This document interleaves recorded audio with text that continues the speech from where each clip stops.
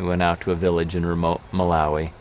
We went into a little red brick schoolhouse and there found several hundred children, AIDS orphans, children with no parents, who were being raised by their grandparents and their village elders in their little town.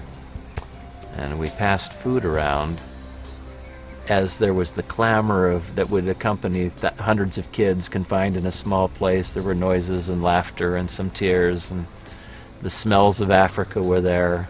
And then suddenly we started bringing the food into the room, the Vitameal, and putting it into little bowls and passing them through the audience. And these little hands would reach up and take these bowls and spoons and immediately just sit on the floor right where they were and ravenously start eating this porridge. And I wish I could take you there with me, but the smell of that corn-based porridge blended with the smell of humanity and in that little room was an experience that I think will stay with me forever. And then there was this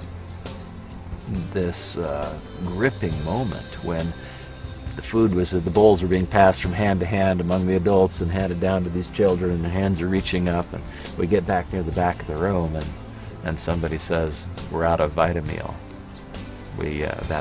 That's the last of it." And there were still children who hadn't eaten. And there's this gripping. I looked around, there's tears in everybody's eyes because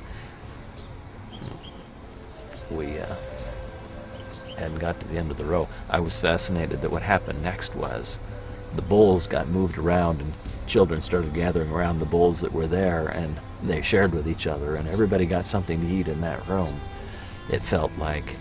But just that, getting to that moment where we have so much. We know we have a warehouse full of Vitameal, but we ran out right there at the wrong moment. And it was a very moving thing. I walked outside to kind of collect myself and walked around the corner and looked out across the field of this little African village. And there's a trail heading out across the field, and running down this trail were dozens and dozens of people running, women with little babies strapped to their backs, little children with a bowl in their hand, running down this trail because word had gotten out into the countryside that the Vitameal was being dispensed. And inside the room there was no food left. The needs of Africa are profound, and we, that left me a little tearful. It leaves me tearful, retelling the story right now. But as I walked back into the room and kind of tried to assess the thing, I realized that in that setting with such desperate needs, still there were more smiles than tears. That the good we were doing was not enough to solve all of the world's problems, but there was joy there was happiness, there was laughter. And where there's joy and happiness and love and laughter, there's hope. And that hope that we created is something that I think the New Skin organization should take great pride in.